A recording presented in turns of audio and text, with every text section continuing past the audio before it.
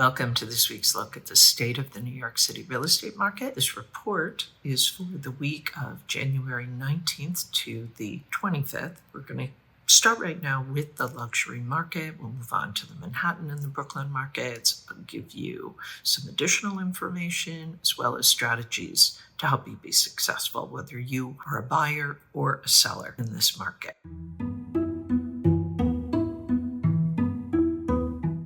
There were 23 contracts signed in the luxury market. That is one more than the previous week. The number one contract was 11 North at 1122 Madison Avenue. It was asking $14,600,000. It has just under 3,200 square feet, including 5 bedrooms and 4.5 bathrooms. An 18 by 27 foot great room with 11-foot ceilings, a 15 by 19-foot kitchen, and a 5th bedroom all have partial Central Park Metropolitan Museum views. This is a new condo building. It started showings on January 15th, offering 22 units on 26 floors. It is reported that 4 contracts were signed last week, ranging from a little over $9 million to this one at $14,600,000. The average price per square foot is just under $3,800. All 4 buyers, it is reported, have New York City residences already. The developer is Legion Investment Group, with Studio Sofield as the designer. The amenities include doormen, and on a lower level, a fitness center, squash court, training studio, cold plunge pool, and sauna. Half of the 3rd floor has all the other amenities: a bar, a lounge, billiards room, playroom, dining room with a kitchen, media room, and game room. The delivery of these units is expected for fall of 2027. The number 2 contract was Suite 1 at 240 Riverside Boulevard, asking $14,400,000, reduced from $18 million when it was listed in September of 2023. Suite 1 spans the entire 30th floor of this 31-story condo built in 2004. It is a building called the Heritage. This unit has just under 4,700 square feet, including 4 bedrooms, 4.5 bathrooms, and 2 terraces, totaling 506 square feet. It features spectacular views in all directions, in a living room that opens onto a terrace, a library, and a formal dining room, all face west over the Hudson River. The seller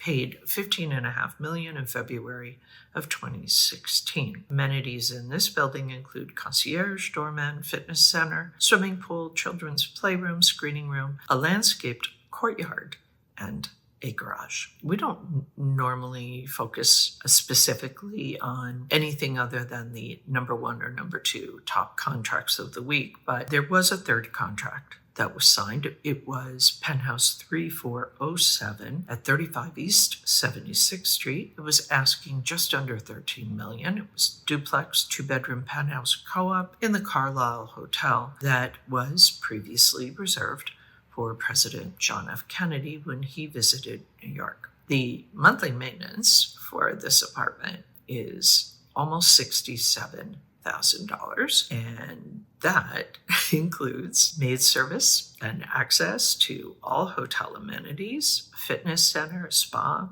dining room, room service, valet, hair salon, as well as Bemelman's Bar and Cafe Carlisle. The seller, if you're curious, paid $12.5 million back in February of 2007. I think this is interesting not only from a historical perspective, but also because it demonstrates that just because you've owned a property for a very, very, very long time, as in the case of this seller, bought it back in February of 2007, doesn't necessarily mean that it will greatly appreciate in value. It may just hold its value. Seems like in this case, that's a good example of just that. On to the stats for the luxury market. Total weekly asking price sales volume, $190,425,000. Average asking price, $8,279,348. Median asking price, $7,100,000. Average discount from original ask to last asking price,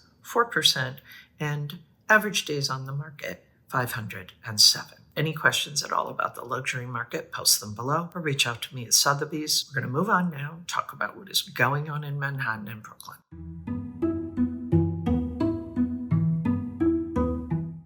So Manhattan's supply is finally back above 5,000, and that is a step forward. However, inventory remains well below historical norms, lower than each of the past 5 years at this time. On the demand side, contract activity dipped a bit, 8% from the prior week and slightly below last year's level. Weekly contracts signed were down 10%. That's unsurprising, really, for a post-holiday period. As we close out January, we see signs pointing to this kind of slow climb into the spring market. We're already seeing this in terms of the uptick in buyer activity. There are more buyers now.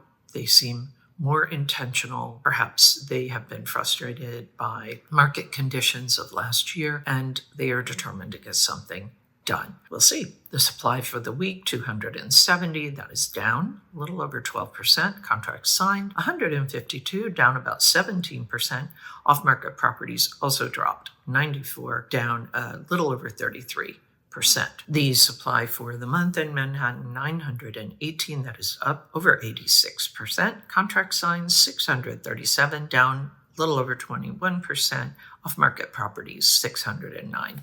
Down almost 25%. The Market Pulse reading is up just a smidge from last month and up about 1.5% from last year. You can see this balance in the Manhattan market anyway between the supply and the demand. The demand, at least for the moment, is still exceeding the supply. Thus, this Market Pulse is showing that the market is slightly favoring sellers. The Liquidity Pace chart is our 30-day moving window of contract activity, 637, down 21% from last month, down a little, just a smidge from last year. This is very likely going to begin to change as the spring market starts to pick up.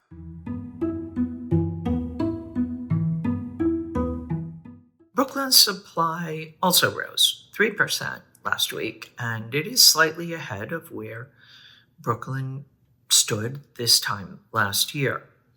With 169 new listings this week, down 3%, the pace of the inventory does remain a bit sluggish. The demand is still soft. The 30-day contract activity shows a decline of nearly 6%. That puts us kind of in the lowest mark, at least from a weekly standpoint. Still, the weekly contracts did tick up and showed about a 13% gain. That is a suggestion that buyer activity, as with Manhattan, is beginning to kick in. Brooklyn still lags Manhattan, however, in momentum. This week could mark the start of a turnaround. The supply for the week in Brooklyn, 140, that's down 21%. Contract signed, 99, up about 5%. Off-market, 49, down about 33%. Supply for the month, 599, that's up almost 55%. Contract signed, down about 23% at 368.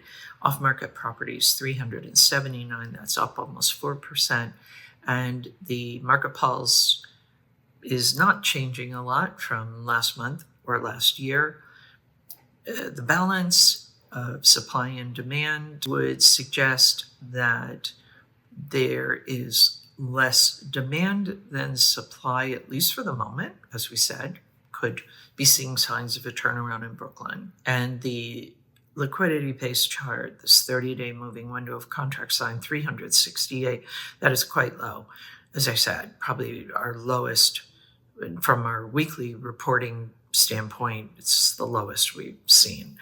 Down 22% for the month, down almost 8% from last year. That gives us kind of a more in-depth look at the numbers for Manhattan and Brooklyn and the luxury market I'm going to shift now. We're going to talk about some other things. We'll talk a little bit more about all those sectors of the market. I'm also going to share some additional information with you. So be sure you stick around, especially if you're an active buyer or seller. This information will be very helpful to you. So as we said, 23 contracts signed in the luxury market. That's up 1 from the previous week. 15 were condos, 7 were co-ops, 1 was a townhouse.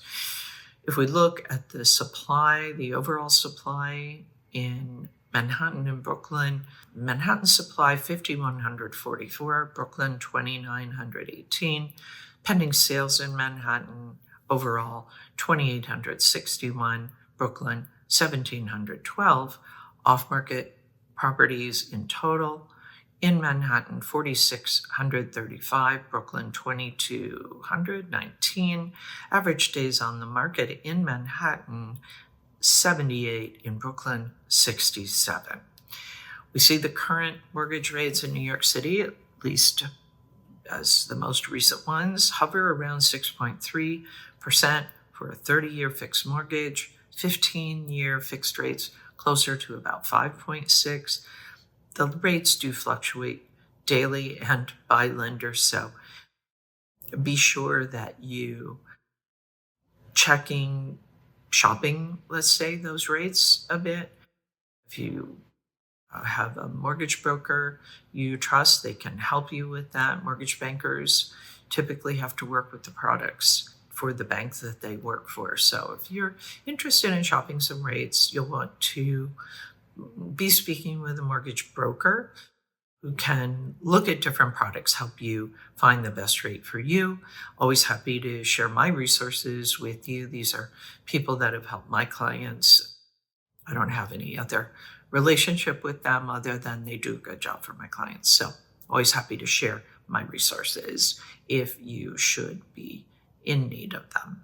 So the 2 charts that we're going to be looking at for Manhattan and Brooklyn are focused on price reductions. This is something that a lot of buyers and sellers are curious about as we approach this spring season.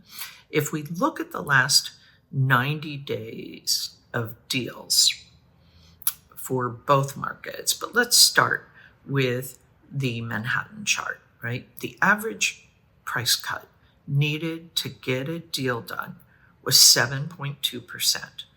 That is up 1.4% from the same period last year. Just under 40% of all listings that went into contract during this time had to reduce their price at least once. This is very useful data. It will help sellers understand, first of all, they are not alone. This is, as you've heard me say, this has been a very contradictory kind of market.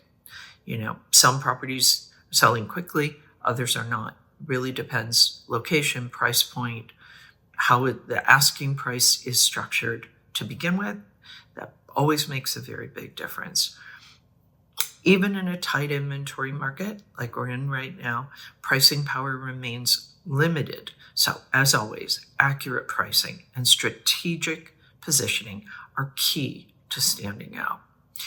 Brooklyn, we look at that chart again, taking a look at that last 90 days, the average price cut needed to close a deal was 6.3%, a full, 5% higher than this same time last year. About 36% of sellers had to adjust their asking price at least once before signing a contract. And while that may not sound surprising, given recent sluggish demand, it is notable for Brooklyn because that is a borough that has been known for quite a while for its tighter listing cycles. Buyer activity is just beginning to pick up. As I mentioned, sellers are still adjusting. This may be a kind of a narrow window of opportunity for well-prepared buyers before the spring competition sets in. Definitely, this is critically important information for both buyers and sellers, whether you're in Manhattan or Brooklyn. I am happy to answer questions about what this might mean for your property specifically. You can always reach out to me directly at Sotheby's, or you can post your questions below. That's it for this week's look at the state of the New York City real estate market. As always, my thanks to the Olshan Luxury Report and to Urban Digs. The work they do helps me to help you to make great decisions. I'll be back next week with the very latest news about what is happening in the New York City real estate market. In the meantime, take care.